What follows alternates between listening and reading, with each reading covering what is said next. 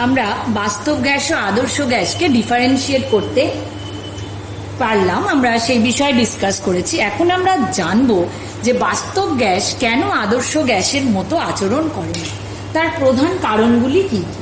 তো তার নাম্বার 1 কারণ হচ্ছে যে গ্যাসের গতীয় তত্ত্বে কি বলা হয়েছে, গ্যাসের গতীয় তত্ত্বে কিছু রং অ্যাজাম্পশনস আছে। তো এই রং অ্যাজাম্পশনগুলো কি? নাম্বার ওয়ান হলো, গতীয় তত্ত্বে বলা হয়েছে যে গ্যাসের যে আয়তন, সেই গ্যাসের আয়তনের তুলনায় গ্যাসের অণুগুলোর দেহায়তন নগণ্য। অর্থাৎ মানেটা কি? গ্যাসের আয়তন মানে গ্যাসের কোনো গ্যাসকে ধরা যাক একটা আবদ্ধ পাত্রে রাখা হচ্ছে, যেখানে গ্যাসের অণুগুলো এভাবে পুরো পাত্রের আয়তন দখল করে আছে, এবং এই অণুগুলোর আয়তন এই পাত্রের আয়তনের তুলনায় এতটাই কম, তাকে আমরা কনসিডারই করিব। কিন্তু প্রকৃতপক্ষে সেটাই কি গ্যাসের আয়তন? প্রকৃতপক্ষে গ্যাসের আয়তন বলতে আসলে আমরা কাকে বুঝি? গ্যাসের আয়তন হলো প্রকৃতপক্ষে যে আয়তনে গ্যাসের অণুগুলি কি করতে পারে না, অবাধে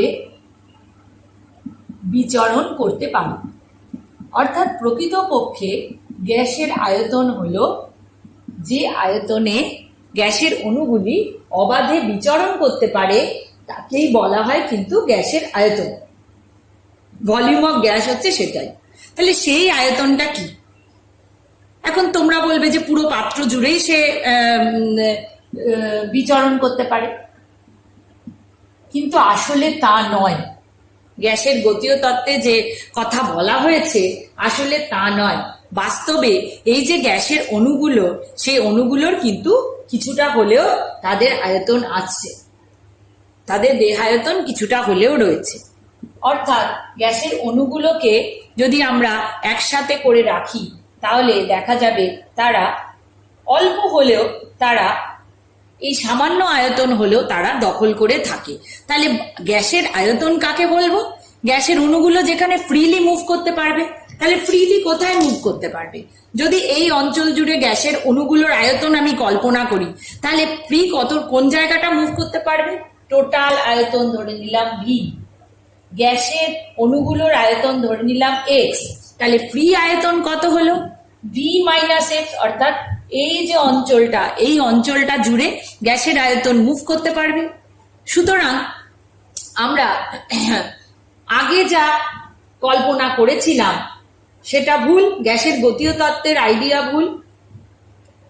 বাস্তব গ্যাসের ক্ষেত্রে, যেহেতু বাস্তব গ্যাসের ক্ষেত্রে আমরা অণুগুলোকে যেভাবে ইমাজিন করছি, সেক্ষেত্রে আমরা বলতে পারি যে গ্যাসের অণুগুলোর কিন্তু নিজস্ব আয়তন রয়েছে। তাহলে তাদের যে ফ্রি বিচরণ করার বা অবাধে বিচরণ করার যে আয়তন, সেই আয়তন হবে টোটাল পাত্রের আয়তন থেকে গ্যাসের অণুগুলোর আয়তন বিয়োগ করে যে আয়তন পাওয়া যাবে সেই আয়তন। সুতরাং খানিকটা কমে যাবে। একে আমরা বলবো কি? আয়তন সংক্রান্ত ত্রুটি। একে আমরা কি বলবো? আয়তন সংক্রান্ত ত্রুটি।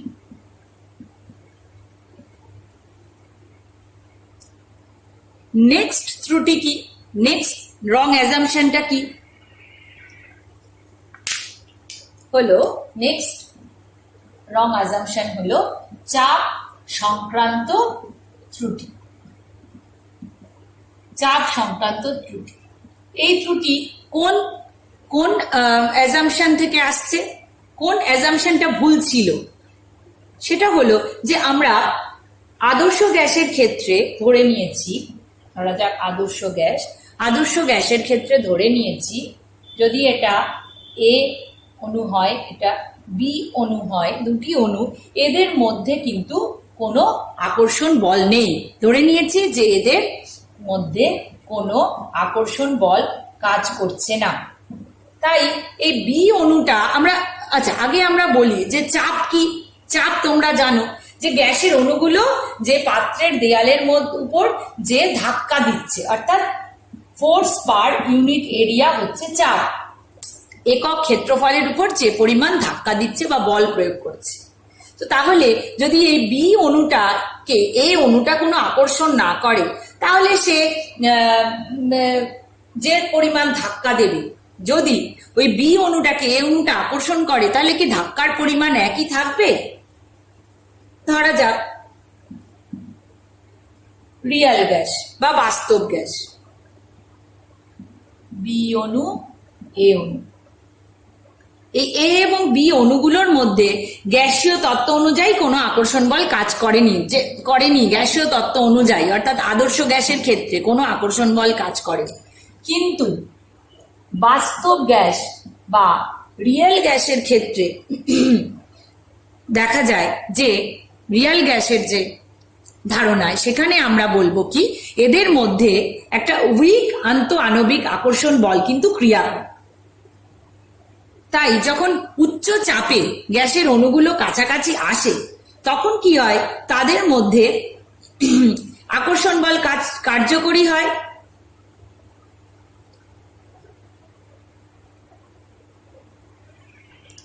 তখন এই বি অণুটা যে পাত্রের দিকে পাত্রের দেয়ালে ধাক্কা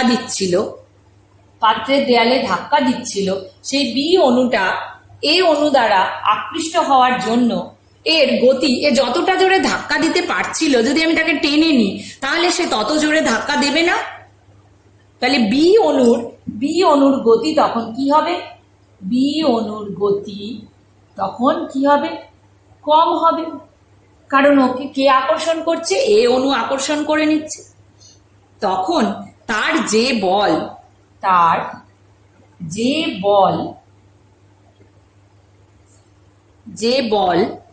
পাত্রের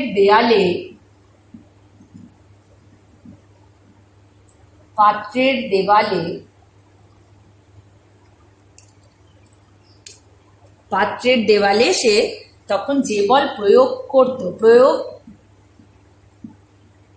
করার কথা ছিল, যদি আকর্ষণ বল না থাকতো, তখন তার জন্য যে পাত্রের দেয়ালে বল প্রয়োগ করার কথা ছিল, তার থেকে কি হবে? তার চেয়ে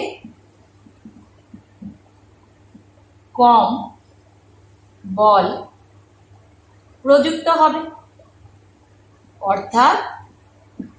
অর্থাৎ বাস্তব গ্যাসের ক্ষেত্রে যে চাপ পাত্রের দেয়ালে প্রযুক্ত হবে তা আদর্শ গ্যাস অপেক্ষা কম হবে। সুতরাং আমরা কনক্লুড করতে পারি যে বাস্তব গ্যাস আদর্শ গ্যাস অপেক্ষা কম চাপ প্রয়োগ করবে।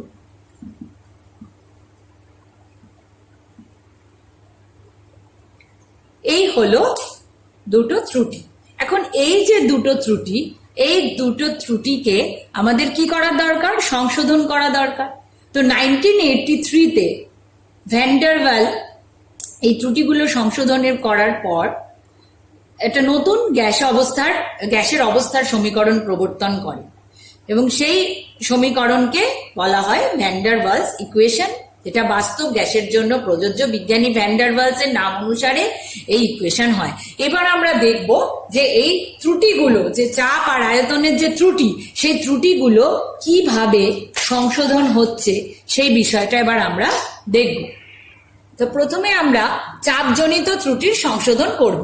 তা আমরা এক্ষুনি দেখলাম যে চাপজনিত ত্রুটিতে কি দেখা যাচ্ছে, যে আদর্শ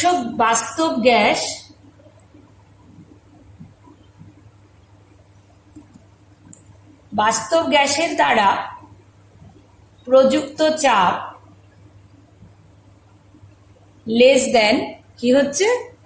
আদর্শ গ্যাস দ্বারা প্রযুক্ত চাপ, অর্থাৎ বাস্তব গ্যাস দ্বারা যে চাপ প্রযুক্ত হচ্ছে সেটা আদর্শ গ্যাস দ্বারা প্রযুক্ত চাপের থেকে কম।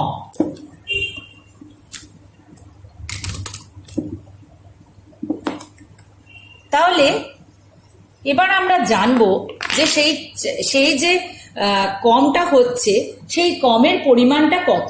তো ধরে নিলাম এই কমের পরিমাণটা হলো ডেল্টা পি। আদর্শ গ্যাসের সমীকরণ কি ছিল? পিভি ইকুয়ালস টু এনআরটি ছিল। সেখানে যে চাপ নেওয়া হয়েছিল সেটা আদর্শ গ্যাসের চাপ মিন করছিল। তাহলে এখন যে চাপ হবে সেই চাপের মান আর যে বাস্তব গ্যাসের যে চাপ এবং আদর্শ গ্যাসের যে চাপ তার মধ্যে পার্থক্য কতটা কম? Delta P. ডেল্টা পি হলো তাহলে চাপের পার্থক্য।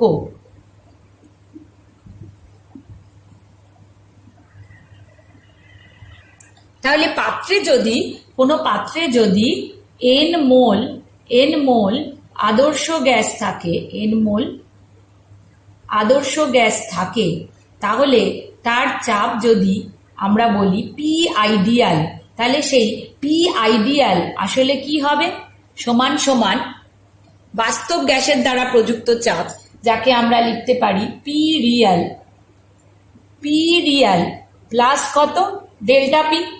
ওকে, যদি আদর্শ গ্যাস থাকে তাহলে পি আইডিয়াল যদি তার চাপ হয় সমান সমান আমরা লিখতে পারি P real plus delta P. এখন এই ডেল্টা পি এর মান কি? আমরা কত ডেল্টা পি এর মান কি? Delta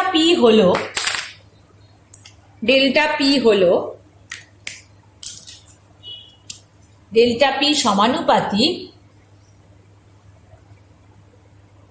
number of particles per unit volume a whole square বা প্রতি একক আয়তনে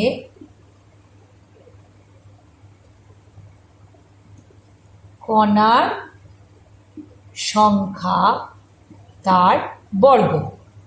number of particles per unit ভলিউমের স্কোয়ার। একে বলা যাবে কি? N by V whole square. তাহলে ডেল্টা পি সমানুপাতিক N by V whole square. এবং একে আমরা লিখব কিভাবে? ডেল্টা পি, আবার লিখছি ডেল্টা পি সমানুপাতিক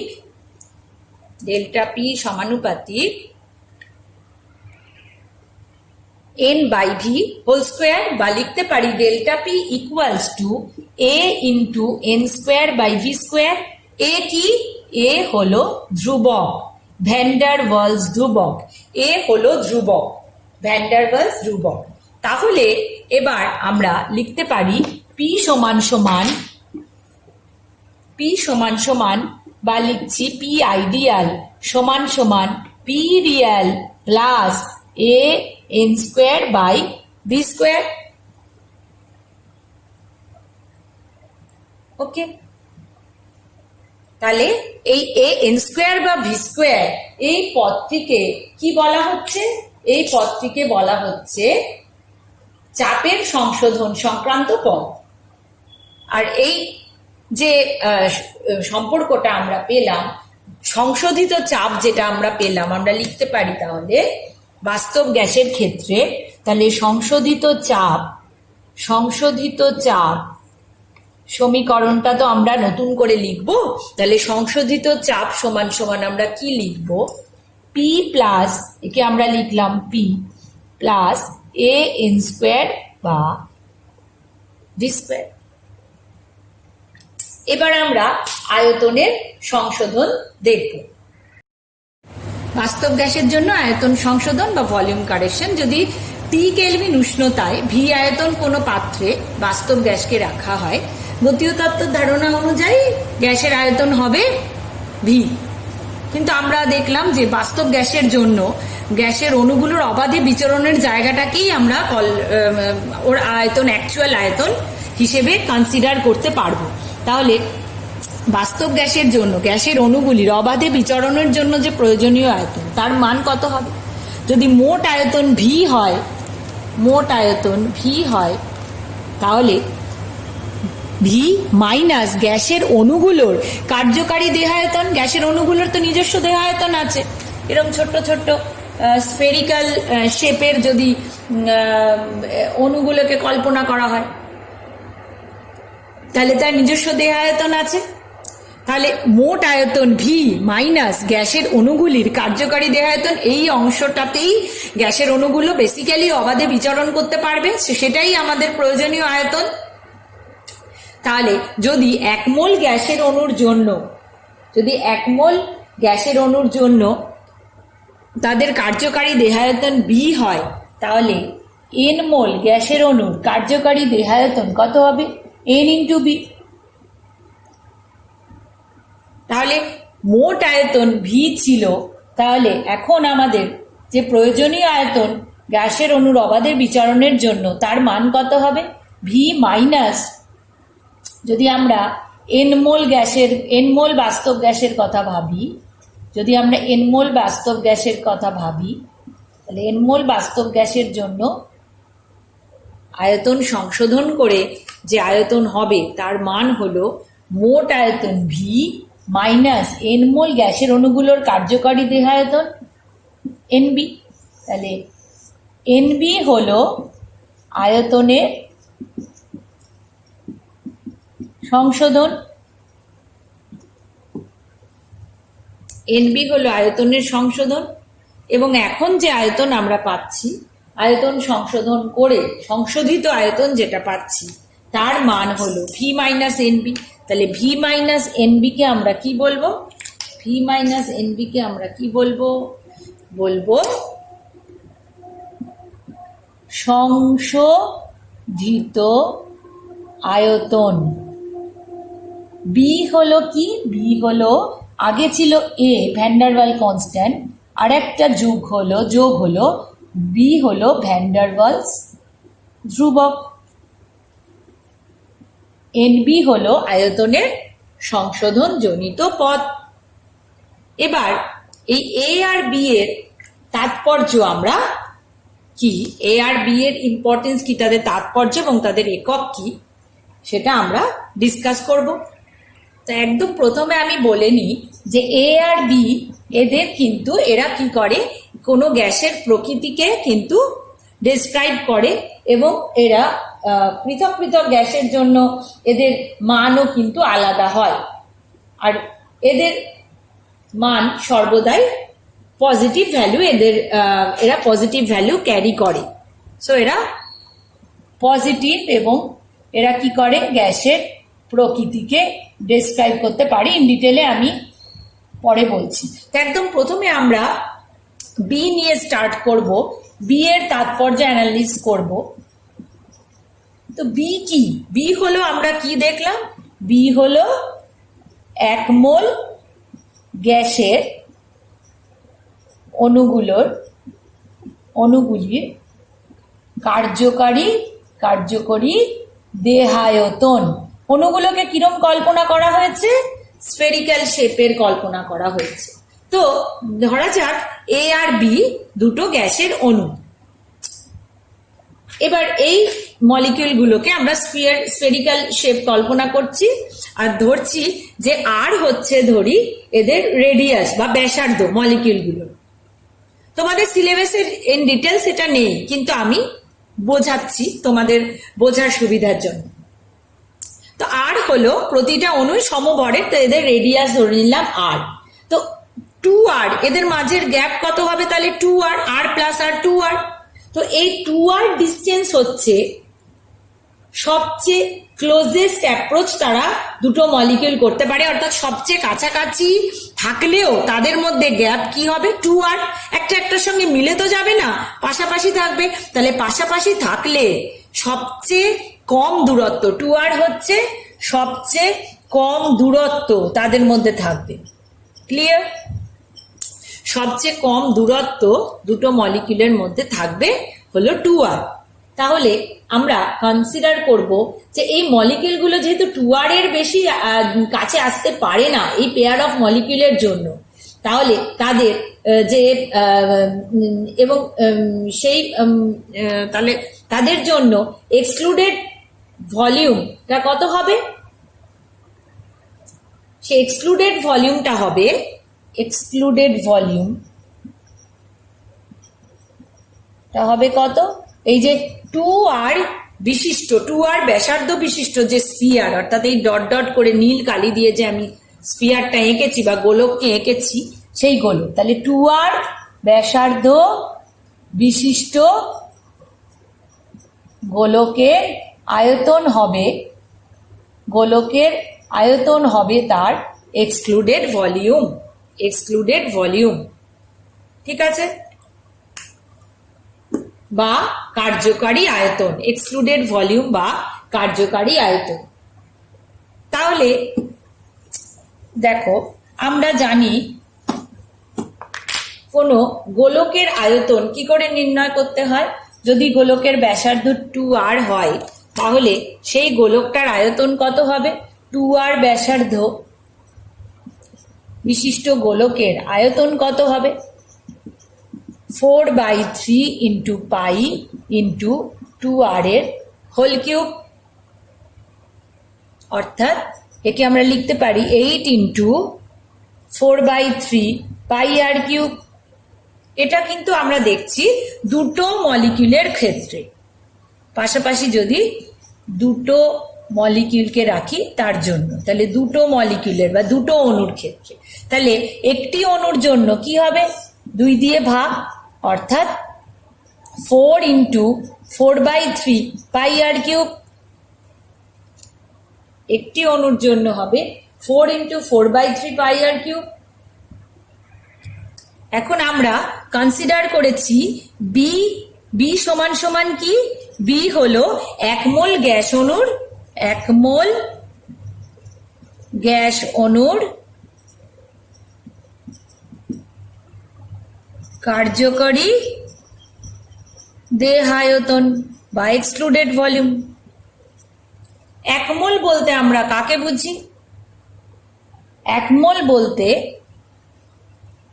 সরি আমি এটা ক্লিয়ার করে লিখছি, একবার তোমরা দেখে নাও যে তাহলে দুটো মলিকিউলের জন্য কার্যকরী দেহায়তন যদি 8 ইন্টু 4/3 পাই আর কিউব হয়, তাহলে একটি মলিকিউলের জন্য কত হবে, 4 ইন্টু 4/3 পাই আর কিউব। এটাই আমি কিন্তু আবার লিখছি, অর্থাৎ একটি অণুর জন্য কার্যকরী দেহায়তন আমরা পেলাম কত, 4 ইন্টু 4/3 পাই আর কিউব, ঠিক আছে। তাহলে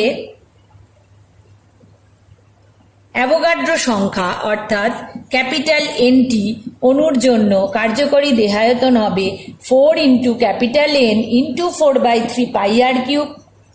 এবার আমরা জানি বি সমান সমান কি, 1 মোল গ্যাস অণুর, গ্যাসের অণুগুলির কার্যকরী দেহায়তন। সুতরাং 1 মোল বললে আমরা কাকে বুঝি, এনটি অণু, অ্যাভোগাড্রো সংখ্যক অণু, তাহলে বি সমান সমান কি হবে, এনটি অণুর জন্য কার্যকরী দেহায়তন, তাহলে আমরা বি সমান সমান লিখতে পারি 4 ইন্টু ক্যাপিটাল এন ইন্টু 4/3 পাই আর কিউব। অর্থাৎ বি এর তাৎপর্য কি, বি সমান সমান কিন্তু 4 ইন্টু এন ইন্টু 4/3 পাই আর কিউব। এই রিলেশনটা কিন্তু ভেরি ভেরি ইম্পর্টেন্ট, কারণ আমরা এটার সাহায্যে কিন্তু গাণিতিক সমস্যার সমাধান করব এরপরে।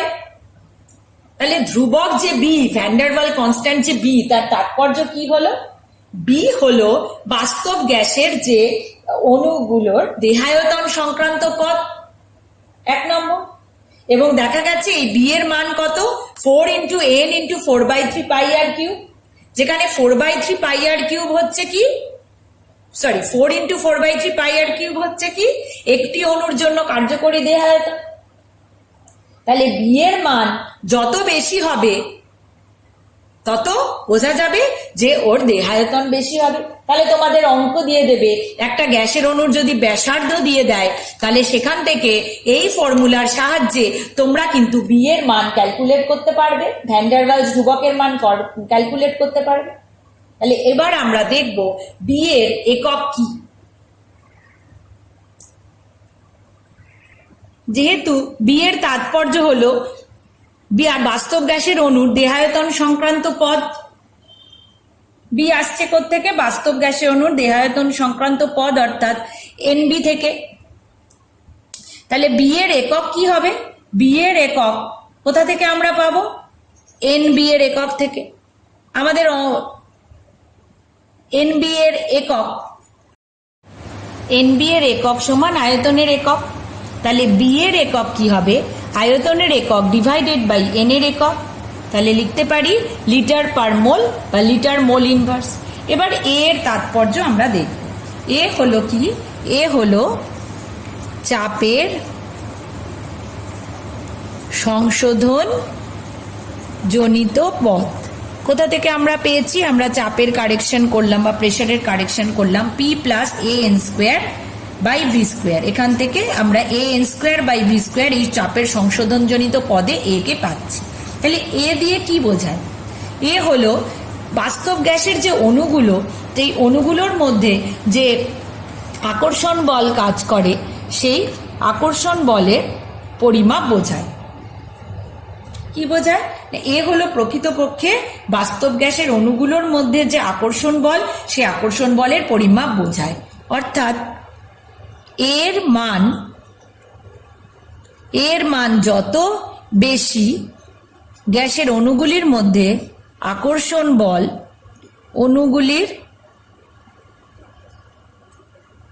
আকর্ষণ বল তত বেশি। অর্থাৎ অণুগুলোর মধ্যে যে আকর্ষণ বল তার পরিমাপ ও দিতে পারে এ, এর মান তার পরিমাপ দিতে পারে। যদি দুটো গ্যাস হয়, কোনো একটি গ্যাসের এ এর মান বেশি হয় অন্য গ্যাসের থেকে, তাহলে বোঝা যাবে যার মান বেশি সেই গ্যাসটির অণুগুলির মধ্যে আকর্ষণ বল বেশি পরিমাণে ক্রিয়াশীল হয়। এবার আমরা এর একক দেখব। এর একক কি হবে?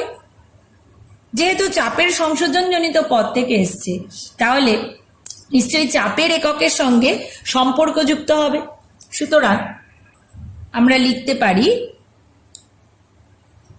A N square by V square. একে আমরা লিখতে পারি কি? Delta P.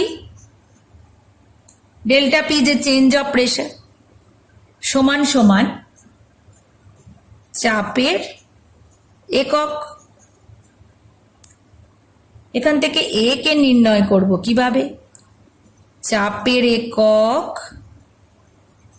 Into V square by n square, অর্থাৎ চাপের একক এর একক। সরি, এখানে ডেল্টা পি চাপের এর একক। তাহলে লিখতে পারি চাপের একক গুণ আয়তনের একক, ভি স্কোয়ার যেহেতু আয়তনের এককের square, divided by n square. তার মানে এটা লিখব মোল স্কোয়ার। তাহলে চাপের একক ইন্টু আয়তনের এককের বর্গ ডিভাইডেড বাই মোল স্কোয়ার। একে আমরা কিভাবে লিখব? একে লিখতে পারি এটিএম ইন্টু আয়তনের একক litre square divided by mole square. So unit of A হলো atom, litre square by mole square. এই হলো এ এবং বি এর তাৎপর্য, এবং সেখান থেকে আমরা তাদের এককগুলো দেখলাম। তাহলে ভ্যান ডার ওয়াল সমীকরণটিকে আমরা এবার কিভাবে লিখতে পারি? এন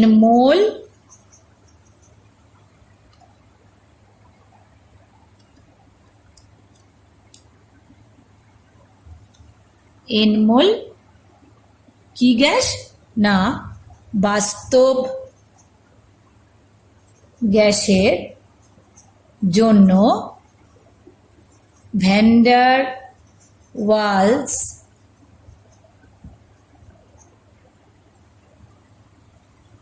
সমীকরণ n মোল বাস্তব গ্যাসের জন্য ভ্যান ডার ওয়ালস সমীকরণ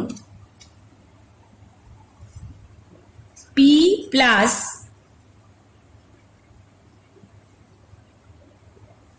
an square by V square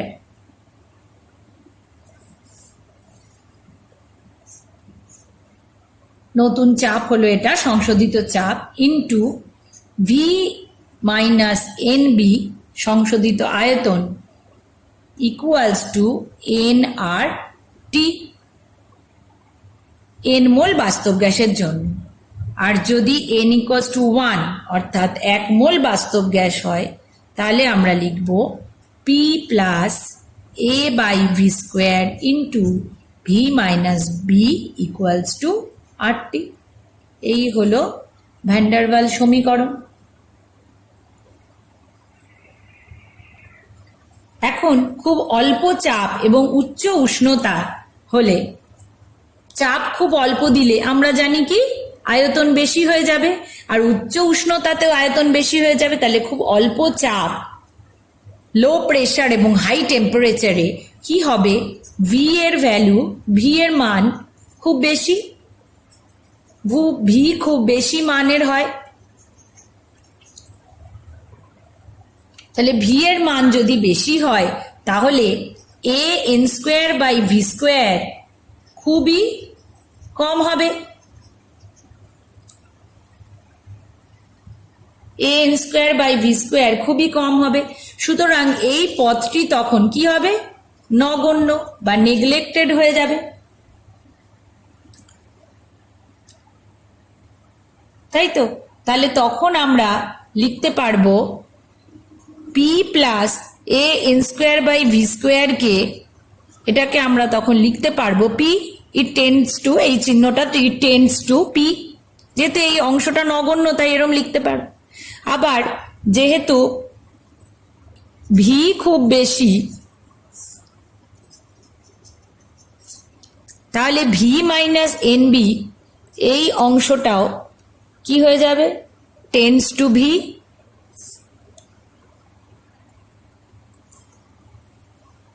তাহলে আমরা দেখলাম P plus A N square by V square হলো পি, আর ভি মাইনাস এন বি হলো ভি। সুতরাং তখন ভ্যান ডার ওয়ালস সমীকরণটা কি হয়ে যাবে, P V, P plus N square by V স্কোয়ারের বদলে পি, ভি মাইনাস এন বির বদলে V, P V equals to N R T. অর্থাৎ অল্প চাপ এবং উচ্চ উষ্ণতায় বাস্তব গ্যাসগুলো কার মতো আচরণ করে, আদর্শ গ্যাসের মতো আচরণ করে।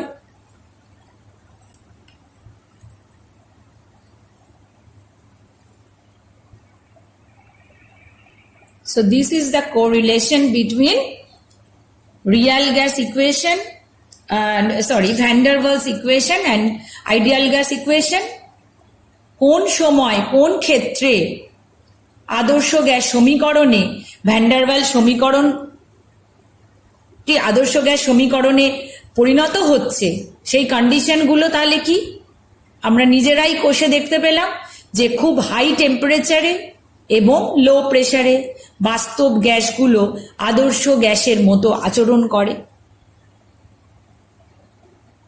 তাহলে এবার এই ইকুয়েশনস এবং এ বি এগুলো নিয়ে আমরা বিভিন্ন প্রবলেমস গুলো সলভ করতে পারবো। ওকে, থ্যাংক ইউ।